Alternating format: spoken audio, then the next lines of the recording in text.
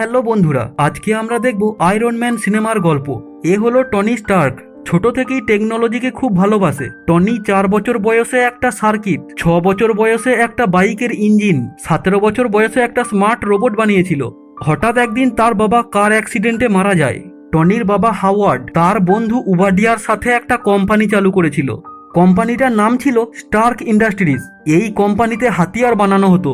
যুদ্ধে ব্যবহৃত হয় এই রকম সব ধরনের হাতিয়ার স্টার্ক কোম্পানি বানাতো। টনির বাবা মারা যাবার পর উবাডিয়া ওই কোম্পানিটাকে চালায়।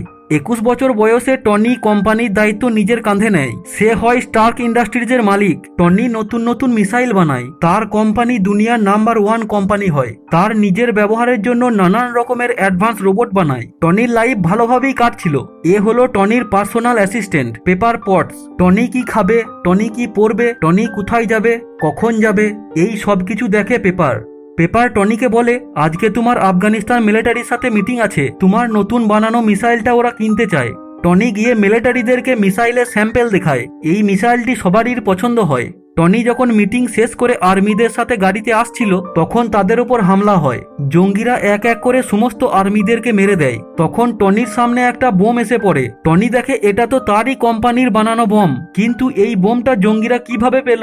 তখনই বোমটা ফেটে যায়। টনি ঘায়েল হয়ে যায়। ওখান থেকে পালাবার ক্ষমতাও তার ছিল না। সে ওখানেই অজ্ঞান হয়ে যায়। যখন তার চোখ খুলে, সে দেখে তাকে একটা গুফার মধ্যে রাখা হয়েছে, তার বুকে ব্যান্ডেজ করা। টনি ব্যান্ডেজটা ছিঁড়ে দেখে তার বুকে একটা মেশিন বসানো রয়েছে, আর এই মেশিনটা চলছে একটা গাড়ির ব্যাটারি থেকে। টনি এইসব দেখে কিছুই বুঝতে পারছিল না। এ হলো জেমস, টনির চিকিৎসা করছিল। জেমস বলে, তোমার বুকে যেটা লাগানো আছে সেটা হলো ইলেকট্রোম্যাগনেট।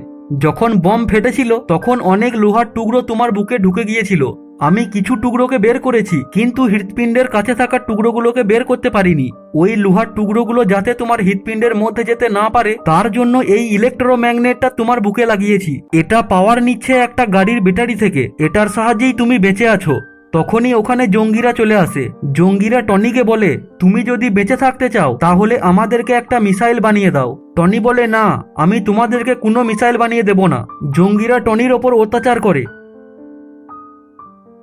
টনিকে গুফার বাইরে নিয়ে যায়। টনি দেখে তার কোম্পানির বানানো সব হাতিয়ার এই জঙ্গিদের কাছে রয়েছে। জঙ্গিরা বলে, আমাদের কাছে মিসাইল বানানোর জন্য সব রকম সামগ্রী আছে, তুমি বাস একটা মিসাইল বানিয়ে দাও, তারপর আমরা তোমাকে ছেড়ে দেব। টনি জানতো মিসাইল বানিয়ে দেবার পর তারা তাকে মেরে দেবে, তবুও জঙ্গিদের সাথে হাত মিলিয়ে নেয়। জঙ্গিরা জেমসকেও কিডন্যাপ করেছিল টনির চিকিৎসা করার জন্য। জেমস বলে, আমি জানি ইউএস আর্মি তোমাকে খুঁজছে, কিন্তু ওরা এই পাহাড়ের মধ্যে থেকে তোমাকে খুঁজে বের করতে পারবে না, তোমাকেই কিছু করতে হবে। তখন টনি একটা প্ল্যান করে। টনি জঙ্গিদেরকে বলে, মিসাইল বানানোর জন্য আমার এই জিনিসগুলো লাগবে। জঙ্গিরা সব জিনিস এনে দেয়। টনি তার কাজ শুরু করে। সবার প্রথমে একটা এআরসি রিঅ্যাক্টর বানায়। এআরসি রিঅ্যাক্টর সবার প্রথম টনির বাবা বানিয়েছিল, কিন্তু এই রিঅ্যাক্টরটা অনেক বড় ছিল, যেটা থেকে তার পুরো কোম্পানিতে পাওয়ার সাপ্লাই হতো। কিন্তু টনি এটাকে খুব ছোট লেভেলে বানায়, যাতে এটা তার বুকে লাগাতে পারে। এই রিঅ্যাক্টরের মধ্যে এত পাওয়ার ছিল যে তার বুকের ইলেকট্রোম্যাগনেটটাকে কয়েক বছর চালাতে পারবে। কিন্তু টনি এই রিঅ্যাক্টরটাকে শুধু ইলেকট্রোম্যাগনেটটাকে পাওয়ার দেওয়ার জন্য নয়, এর থেকেও অনেক বড় কিছু করার জন্য বানিয়েছিল। টনি জেমসকে একটা স্যুটের ডিজাইন দেখায়। এই স্যুটটাকে বানানো হবে মেটাল দিয়ে, যাতে এর মধ্যে কোনো বন্দুকের গুলি প্রবেশ করতে না পারে। আর এই স্যুটটাকে পাওয়ার দেবে টনির বুকে লাগানো এআরসি রিঅ্যাক্টরটা।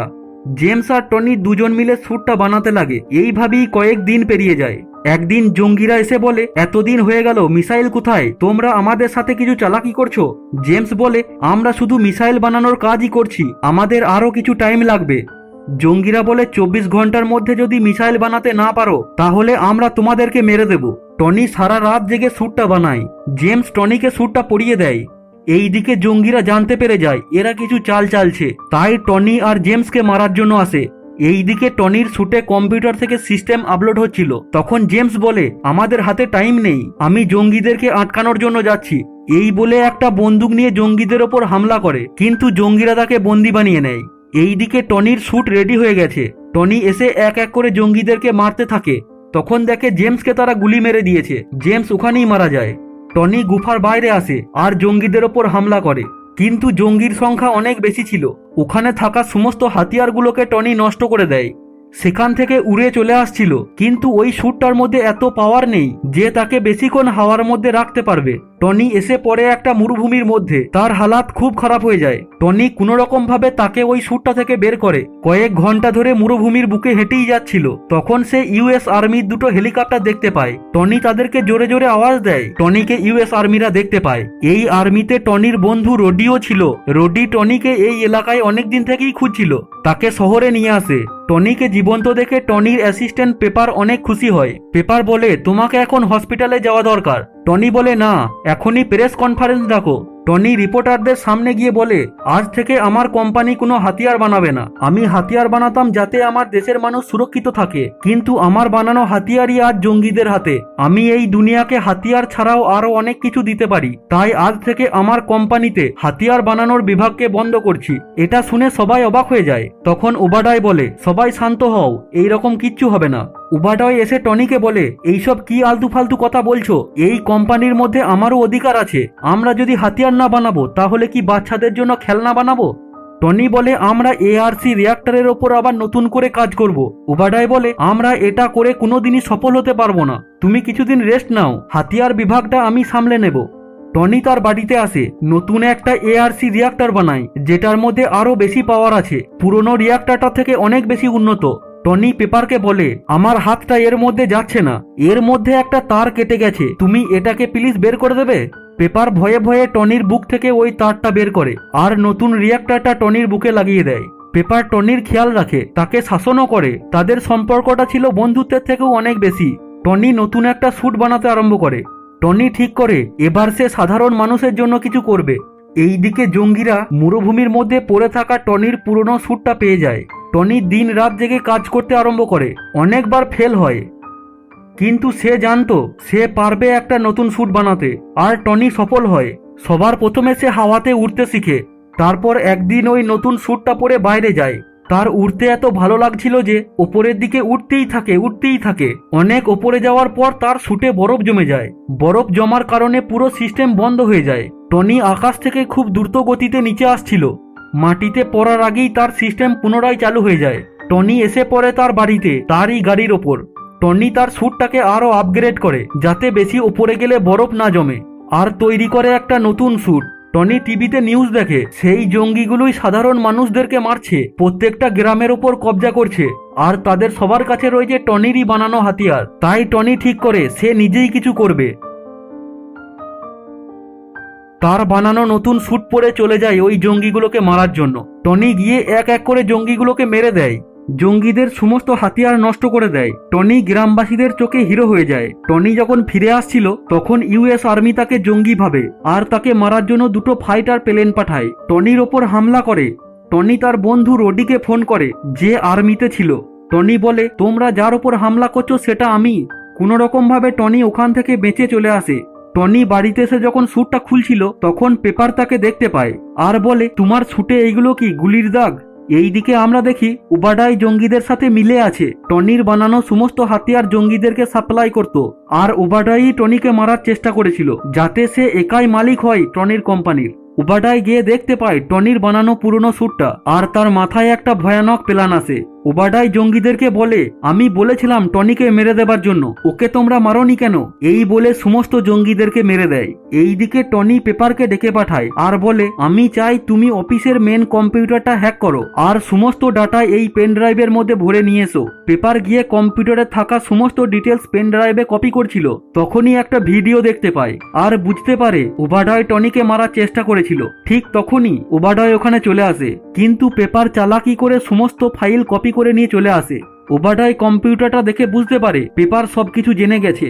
ওবাডাই টনির বানানো পুরনো স্যুটটার সাহায্যে একটা ওর থেকেও বড় স্যুট বানায়, কিন্তু এআরসি রিঅ্যাক্টরটা বানাতে পারে না। তাই ওবাডাই টনির কাছে যায় আর টনিকে কিছুক্ষণের জন্য প্যারালাইসিস করে দেয়। টনির বুক থেকে এআরসি রিঅ্যাক্টরটা খুলে নিয়ে চলে আসে। এইদিকে পেপার ওবাডাইয়ের বিরুদ্ধে সমস্ত প্রমাণ জোগাড় করে নেয় আর কিছু পুলিশ অফিসারকে সাথে নিয়ে যায় ওবাডাইকে গ্রেপ্তার করার জন্য। বিনা রিঅ্যাক্টরে টনির অবস্থা খুব খারাপ হয়ে যায়। তার কাছে ছিল পুরনো রিঅ্যাক্টরটা, যেটা সে গুফাতে বানিয়েছিল। এই পুরনো রিঅ্যাক্টরটা টনি তার বুকে লাগায়, কিন্তু এই রিঅ্যাক্টরের ক্ষমতা খুব কম। এইদিকে ওবাডাই এসে তার বানানো স্যুটে এআরসি রিঅ্যাক্টরটা লাগায়। তখনই পেপার কিছু পুলিশ অফিসারের সাথে ওবাডয়ের ঘরে যায়, কিন্তু ওবাডয় সেই বিশাল স্যুটটা পরে তাদের উপর হামলা করে। ওবাডয় পেপারকে মারতেই যাচ্ছিল, তখনই টনি ওখানে আসে আর ওবাডয়ের ওপর হামলা করে। ওবাডয় আর টনির মধ্যে লড়াই হয়, গোটা শহরের লোক এইসব দেখছিল, কিন্তু এই লড়াইটা টনির পক্ষে জেতা সম্ভব নয়, কারণ তার রিয়াক্টরের ক্ষমতা খুব কম। তাই টনি ওবাডয়কে আকাশে নিয়ে যায়, উপরে উঠতেই থাকে। অনেকটা উপরে যাওয়ার পর ওবাডয়ের স্যুটে বরফ জমে যায় আর তার পুরো সিস্টেম বন্ধ হয়ে যায়। ওবাডয় মাটিতে এসে পড়ে, কিন্তু তার কিচ্ছু হয় না। এইদিকে টনির রিয়াক্টরের পাওয়ার শেষ হয়ে আসে, তার সিস্টেম ঠিক করে কাজ করছিল না। তখনই ওবাডয় এসে তার উপর হামলা করে। টনির বাবা যে এআরসি রিয়াক্টরটা বানিয়েছিল, যেটা পুরো কোম্পানিকে পাওয়ার সাপ্লাই দিত, সেই রিয়াক্টরের পাওয়ারটা ব্যবহার করে ওবাডয়কে মেরে দেয়। পরের দিন টনি নিউজ পেপারে দেখে পাবলিক তার নাম দিয়েছে আয়রন ম্যান, কিন্তু কেউ জানতো না আয়রন ম্যান আসলে কে। তখনই টনি সবার সামনে গিয়ে বলে, আমি আয়রন ম্যান। তারপরে নিক ফিউরি আসে টনির সাথে দেখা করতে আর বলে, তুমি কি ভাবো এই দুনিয়ায় তুমি একাই সুপারহিরো? আমি এখানে এসেছি অ্যাভেঞ্জারের সম্বন্ধে কথা বলতে। আর সিনেমাটা এখানেই শেষ হয়ে যায়। হ্যালো বন্ধুরা, সিনেমার গল্প শোনার জন্য আমাদের এই চ্যানেলটিকে অবশ্যই সাবস্ক্রাইব করবেন। আর ভিডিও যদি ভালো লেগে থাকে তাহলে লাইক, কমেন্ট, শেয়ার করতে ভুলবেন না।